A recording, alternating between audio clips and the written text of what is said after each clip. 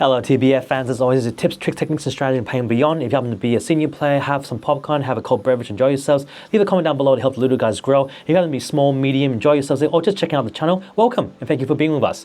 Today we'll be looking at the economy, but especially the blacksmithing, and especially how to grow it properly and what to look at. A lot of you know how to use it, a lot of you may not know how to use it, and a lot of you are just playing it by just growing it because it happens to be there, or you happen to have the value to spend it.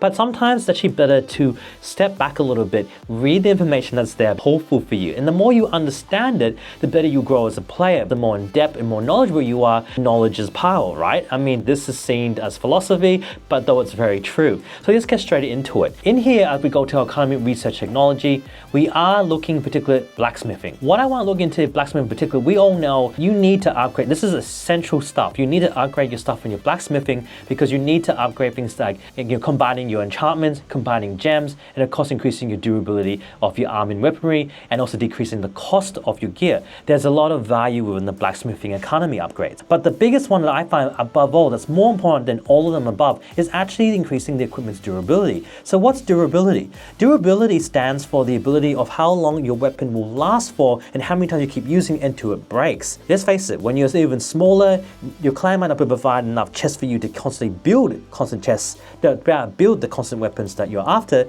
But also if you happen to be a bigger player, if no one's collecting all their chests, then you're failing to have the equipment you needed to be able to perform better and earning more valor and experience, because that's the whole point of equipment. It allows you to hit harder, right? That's the whole idea. Hit harder, gain more resources, be able to earn the specialties on the bonuses provided for the equipment that you purchase for, because they all provide a different level of bonuses and effects. Durability is a really big thing when it comes to the economy upgrade. But how much durability can you get for all your weaponry? Let me explain to you very clearly. First of all, before I go in a deep dive into this, you have to remember that when it comes to Ragnarok gear, it has its own specialties and it can only be earned through the Ragnarok tournament, and also has a level of durability which I'll show later. When you earn equipment with the seasonal event, it has 1006 durability points. That's something that you earn only with seasonal, and that's a specialist type of durability for the equipment that you earn and rewarded because you participate in seasonal. Also why a lot of people participate, because that gear is just insane. It's really good.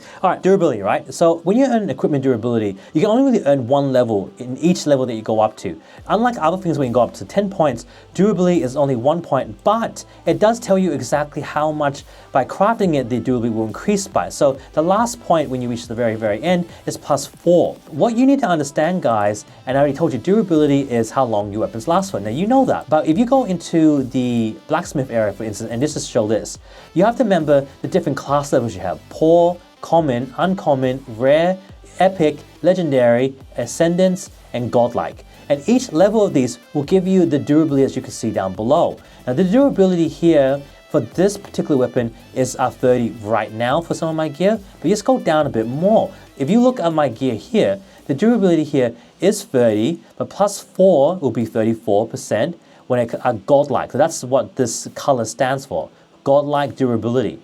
If we look into another character on the other hand though, for instance, Cleopatra, and we look at the Ragnarok gear, 48 durability.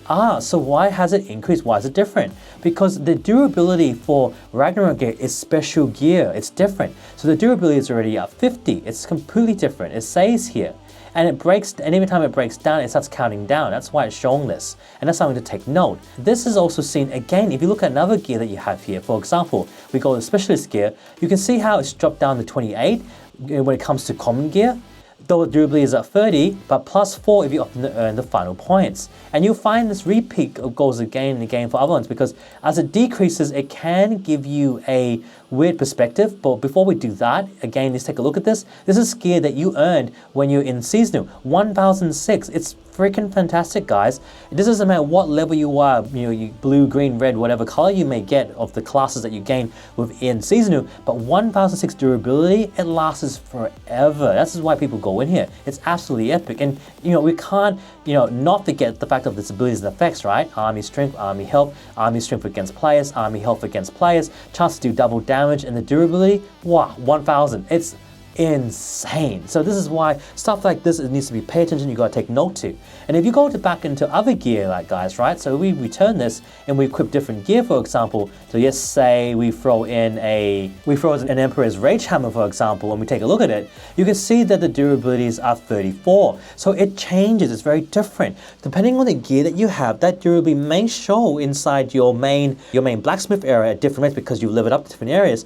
But look at your gear specifically into the color, its range, what type of quality it is, the durability will be different. Also, as you use it, that number will decrease, so it can give you a shock value if you're not too sure. So pay attention to it, and it will increase as you develop it. So the more durability you increase, which is only one time for each of the durability upgrades in your economy, it can provide you a better level of service, a better level of strength and engagement to what you're trying to achieve within the game. So durability will give you more longer lasting of the weapon that you use, right? Now, as an FYI, guys, I have said this before, but I can't stress this enough. When you go into the game, please guys, don't walk in with your immaculate gear, because this gear here is made for resources alone. So just for those who are new, remember guys, immaculate gear like this, it does things like production of building resources, silver and food production, construction speed, reacher speed, and of course its own durability. It's not designed to attack, guys. It's not designed to make like that. And this also applies for other gear as well. If you look for your swift wavery gear, for example, like Seeker's Skull Hood, you look resource gathering speed on the world map,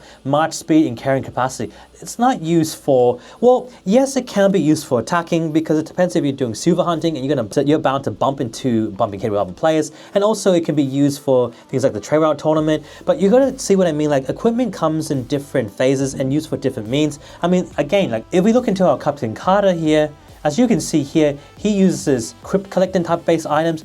I mean, you don't really want to go in and attack an epic with this gear, right guys? Like, come on, like crypt exploration, efficiency, tile capacity, and tile production. It's not designed for fighting. So you need to be wary about what stuff you're equipping, what you're using. It does matter what you use, because you don't want to break things that are valuable when it's not unnecessary. Remember that you have artifacts to boost yourself. You also have your own level up, and also the own characteristics that your captains and your heroes can produce as well as bonuses, and of course your economy upgrades. All of this plays for the bigger game of hitting harder, playing better, playing smarter, and being more intelligent in your attacks, because you have to remember that resources and things that you have, that you build and you equipped. So let's go back to your blacksmith, for example here. What you design, what you use here, have different vital roles, have different examples of where you can be used and where necessary, and it all plays a role in the bigger game.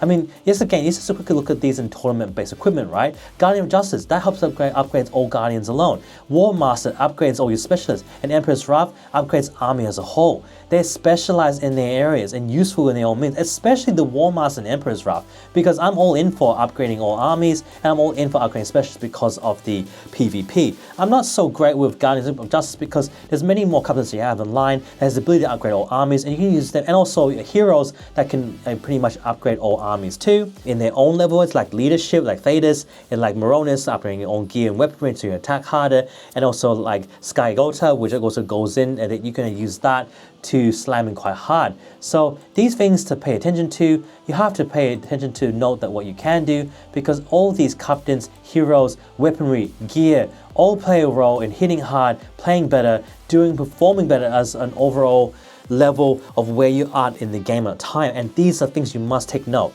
So this is why I kind of want to get over equipment, over heroes and your captains. They all play synergy. They all come together in the end. That's what I'm trying to get at, guys. Okay, so I want to keep this short and simple, guys. As always, if you happen to be enjoying this, leave a like, subscribe, put a comment down below, and as always, reach out to me if you share the same collab. I'll see you guys again in the next TBF episode. Bye now. See you later.